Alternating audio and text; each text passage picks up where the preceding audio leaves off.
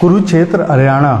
आज मैं इस जगह पर एक वास्तु विजिट करने के लिए आया हुआ हूँ, लेकिन इसके पूर्व मैं आप सभी को बताता हूँ कि भूमि ऊर्जा का जितना सुंदर वर्णन महाभारत में कुरुक्षेत्र के बारे में दिया है, इससे सुंदर वर्णन कहीं भी नहीं है। क्योंकि श्री कृष्ण भगवान ने जब कौरव और पांडवों का युद्ध होना था, तब एक ऐसी भूमि का चुनाव करना था जो भूमि बहुत निर्दयी, निष्ठुर, कहने का मतलब ये है कि नेगेटिव हो, क्योंकि वह युद्ध को सच्चाई सबके सामने लाना चाहते थे। ऐसा ना हो कि वह दोनों चाचा ताऊ के भाई थे, उनकी जब वह युद्ध करें तो एक भाई की माँ की ममता स्वार्थ की बलि चढ़ जाए, मतलब उसकी भावना बदल जाए और वह युद्ध ना होकर वहीं खत्म हो जाए। इसलिए उनको युद्ध ऐसी भूमि पर करना था जिस भूमि पर उनकी भावनाएं अत्यंत नेगेटिव हो जाएं और एक दूसरे के लिए बिल्कुल अत्यंत तत्पर रहे युद्ध के लिए। तो ऐसी भूमि का सिलेक्शन करने के लिए श्री कृष्ण भगवान ने 6 माह पूरे ब्रह्मांड का चक्कर लगाया, लेकिन 6 माह तक उनको ऐसी कोई भूमि नहीं प्राप्त हुई। उसके बाद जब वे थक कर बैठ गए, उन्होंने देखा एक माँ के हाथ में 6 महीने का बच्चा था और वह उसके वो हाथ में लेके चक्रा चला रही थी और उसके पास में यहाँ पर आसपास कहीं पानी की मेड़ थी, मेड़ में से गड्ढा हुआ, पानी आना शुरू हुआ। उसके बाद उसने उस गड्ढे को कुछ भी नहीं सोचा और उस बच्चे को उस गड्ढे में लगा दिया। जब कुछ समय पश्चात देखा वह बच्चा खत्म हो चुका था, और जब बच्चे को खत्म हुआ तो उसने देखा कि बच्चा खत्म हो गया।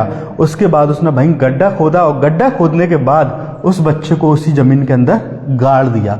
और जब श्री कृष्ण भगवान सब यह देख रहे थे, उन्होंने बोला, जहाँ एक माँ की ममता स्वार्थ की बलि चढ़ गई, उससे ज्यादा निर्दयी, निष्ठुर, नेगेटिव भूमि कोई नहीं हो सकती। वह भूमि कहलाई कुरुक्षेत्र की भूमि, जहाँ पर सबसे बड़ा युद्ध संग्राम हुआ था।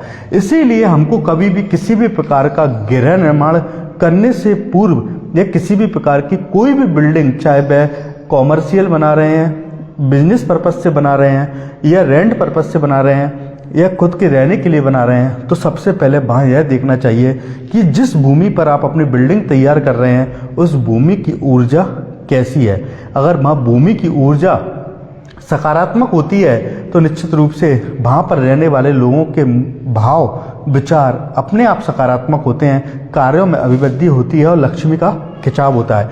वही ऊर्जा अगर नकारात्मक होती है तो वह हमारी ऊर्जाओं को तो लेती है और लक्ष्मी को भी कमजोर करती है, क्योंकि माँ लक्ष्मी वहीं आगमन होती है जहाँ सकारात्मक ऊर्जाएं उनको होती हैं। जैसे आपने देखा होगा, बड़े बड़े जितने भी आज मंदिर हैं, चाहे वह तिरुपति बालाजी हो, शिरडी के साईं बाबा हो, या कोई भी बांके बिहारी जी की कोई मंदिर हो, वहाँ पर जो ऊर्जाओं का चमत्कार ही है कि वहाँ की जो अभिन्न ऊर्जाएं हैं लोगों को वहाँ की ओर खींचती हैं, और लोग अपने भाव उस जमीन पर रख के वहाँ उनके भाव बदल जाते हैं, और वहाँ दान पेटी में लाखों रुपए जो जिस व्यक्ति की जैसी श्रद्धा होती है दान स्वरूप चढ़ाकर आ जाता है। तो मतलब भाव को बदलने का नाम वास्तु है।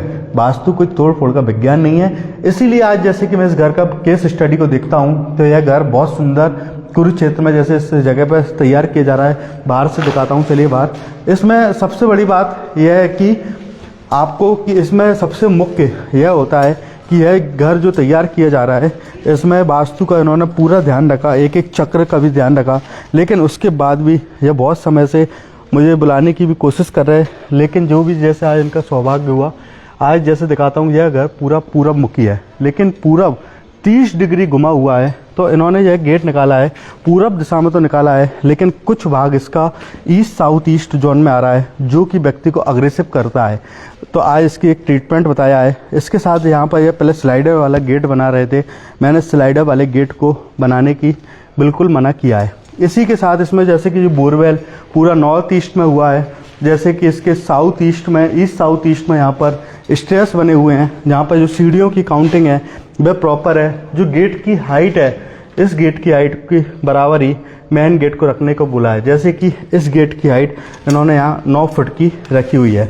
इसी के साथ यहाँ पर मेन दहलीज जो कि गेट से प्रोटेक्ट करने की सलाह दी है, जैसे कि जिससे कि कोई भी नेगेटिव एनर्जी, जैसे कि सपोज कोई भी व्यक्ति, बाहरी व्यक्ति घर में प्रवेश करता है, उसकी नकारात्मक ऊर्जा इस घर के अंदर ना आ पाए। इसके लिए दो यहाँ पर चांदी की मछलियाँ डालने की सलाह दी है, जिससे कि घर की एनर्जी प्रोटेक्ट होगी।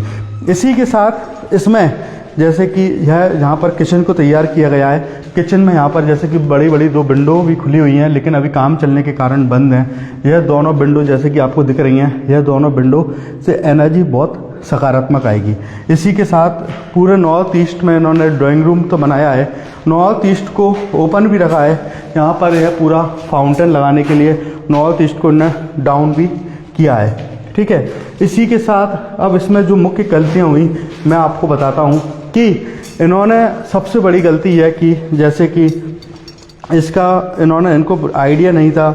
एक टॉयलेट जो बनाया हुआ था, जैसे कि यह साउथ वेस्ट जोन आपको दिख रहा है, एक टॉयलेट इनका नैरत कोण में आ रहा है यह टॉयलेट, और नैरत कोण का जो टॉयलेट होता है साउथ वेस्ट में, वह रिलेशंस कैरियर को अनस्टेब्लिश करता है, ख़राब करता है। और इसी के साथ इसमें और कुछ कमियां थी जिस कारण आज इसको सही करने की सलाह दी है। इन्होंने अपना मास्टर बेडरूम को WN/W जोन में बना दिया, लेकिन मैंने WN/W के जोन से मास्टर बेडरूम को शिफ्ट करके SW जोन, WSW जोन और बेस्ट डायरेक्शंस में रखने की सलाह दी है।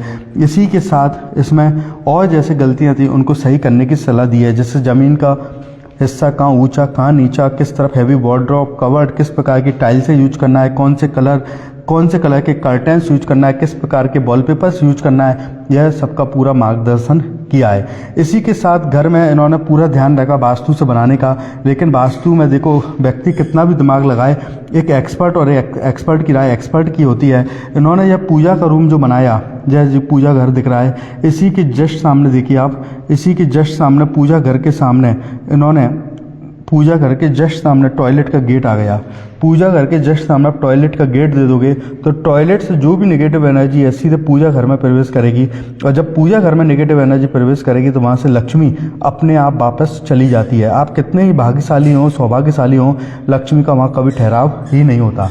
इसी के साथ सबसे बड़ी गलती इसमें यह देखने को प्राप्त हुई कि इसका जैसे कि फर्स्ट फ्लोर जब तैयार किया जा रहा था तो इनको नॉर्थ ईस्ट को ओपन करना चाहिए था, लेकिन इन्हें नॉर्थ ईस्ट को ना ओपन करते हुए सर ने बोला आर्किटेक्ट से कि आप हमारे नॉर्थ ईस्ट को ओपन करिए, लेकिन उन्होंने यह बोला कि आपका फ्रंट एलिवेशन खराब दिखेगा, इसलिए हम नॉर्थ ईस्ट को पैक करके नॉर्थ वेस्ट को उन्होंने ओपन कर दिया, जो कि सबसे बड़ी गलती होती है। क्योंकि नॉर्थ वेस्ट ओपन हो जाता है, ओपन टू स्काई हो जाता है, उस घर में कर्ज की वृद्धि बहुत ज़्यादा होती है। ऐसे व्यक्ति के पास कर्जा बना ही रहता है और कर्जा कभी चुकता नहीं है। सर आप बताएं सभी को, जैसे कि आपने आर्किटेक्ट से बोला था, उन्होंने क्या बोला पहले आप ये बताइए। सर आर्किटेक्ट को बोला था अभी मेरा ये आगे का जो हिस्सा है ओपन कर दो और नॉर्थ ईस्ट मेरा जो है ओपन कर दो, पर सर बोले भी आपका एलिवेशन ख़राब होएगा, एलिवेशन सही नहीं बनेगा। उन्होंने आगे से कवर करके पीछे मेरा ओपन कर दिया। मेरे को इतना ज्ञान नहीं था सर, भैया को बुलाया मैंने, भैया ने मुझे सारे चीज़ के बारे में बताया, जहाँ जहाँ मेरी गलतियाँ थी उसके बारे में बताया। भैया का एक सारी फॉलो करते हैं।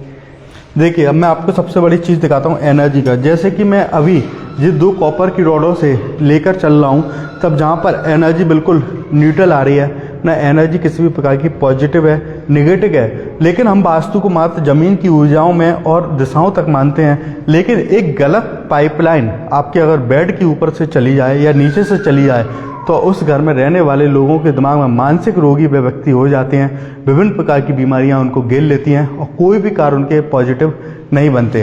अब दिखाता हूं कि यह पूरी जो पाइपलाइन आ रही है ऊपर से, यह पूरी एयर की पाइपलाइन दी है, लेकिन इस पाइपलाइन के ऊपर जैसे कॉपर की रॉड रख रहा हूँ डाउजिंग टेक्निक, तो ये रॉडें अपने आप एंटी क्लॉकवाइज घूम रही हैं।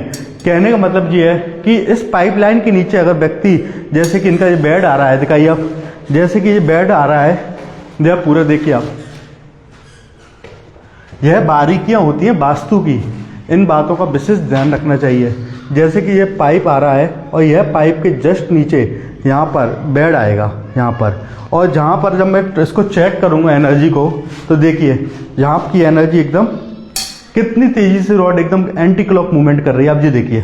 और जबकि एनर्जी पूरी न्यूट्रल है, लेकिन यह 2 पाइप आ जाने के ऊपर बेड के ऊपर, यहाँ पर बेड पर सोने वाले व्यक्ति का मन अवचेतन मन नेगेटिव होगा, कोई भी कार्य सकारात्मक नहीं होंगे, उसको विभिन्न प्रकार की बीमारियां घेर लेंगी। तो पाइपलाइन का वास्तु में बहुत ज़्यादा महत्व है कि किस दिशा से पाइपों को घुमा के ले जाना है। कहीं वह पाइप आपके ब्रह्म स्थान से तो नहीं जा रहे, कहीं वह पाइप आपके किचन में स्लैब के नीचे से तो नहीं निकल रहा है, कहीं वह पाइप आपके बेड के नीचे से तो नहीं आ रहा है, कहीं वह पाइप आपके मंदिर के नीचे से तो नहीं जा रहा है, कहीं इस प्रकार की पाइपलाइन नहीं जाना चाहिए कि जिससे कि वास्तु पुरुष को पीड़ा हो।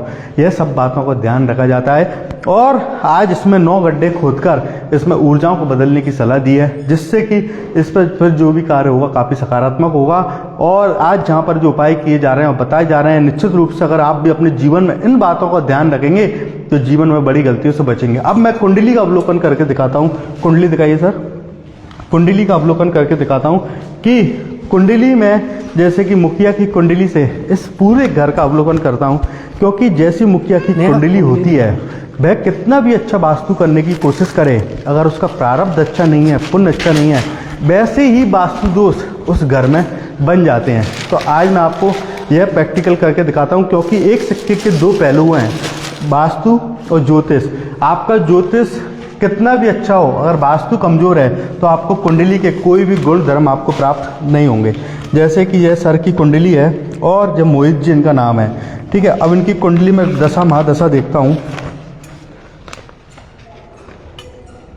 देखिए इनकी कुंडली में राहु की दशा महादशा चल रही है, जो कि 2011 से 2029 तक रहेगी। राहु की महादशा में अब इनके जो भी प्रॉब्लम हुई, जैसे इस घर में, तो राहु ने अपना काम किया, क्योंकि राहु ने नैरत कोण में, देखिए जो लिखा है नैरत कोण में राहु ने अपना टॉयलेट बना दिया। कहने का मतलब यह है कि दिशा और विदिशा एक दूसरे के विपरीत अपना काम करती है। इसी के साथ कुंडली पूरा अपना काम करती है। जिस प्रकार की ग्रह दशा महादशा कुंडली में जैसे दोष होते हैं, वैसे ही वह दोष आपके घर में बना देती है और वह दोनों मिलकर आपके जीवन में बहुत ज़्यादा परेशानियां देती हैं। लेकिन आपका वास्तु बहुत मजबूत हो, कुंडली कमजोर हो, तो व्यक्ति के जीवन में इतनी परेशानियां नहीं आती। कुंडली बिल्कुल राजा के समान हो, राजा की भांति हो, जिसको आप कुंडली दिखाएं और कुंडली अच्छी हो, लेकिन वास्तु कमजोर हो, तो भी आपके जीवन में किसी भी प्रकार की उन्नति नहीं हो सकती। आज जैसे कि यहाँ पर जो भी उपाय बताए हैं 100% कलर, इंटीरियर, वॉलपेपर, किस प्रकार के आपको वॉर्डरोब, कवर्ड, किस प्रकार से ढलान, कहाँ पर किस प्रकार के कर्टेंस, और जिस प्रकार प्लेटफॉर्म पे कौन से कलर का स्लैब, किस प्रकार की विंडो, कहाँ पर गेट के नीचे क्या डालना है, किस प्रकार से एनर्जी को प्रोटेक्ट करना है, सब कुछ बताया है। 100% करेंगे। घर की जो निर्माण गति है, स्पीड को पकड़ेगी, जो पैसा का फ्लो बनना चालू होगा और नवीन ऊर्जाओं को प्राप्त करेंगे। जिस विश्वास से कुरुक्षेत्र वास्तु विजिट के लिए बुलाया, उसके लिए धन्यवाद। सभी मित्रों का धन्यवाद। जय जिनेंद्र।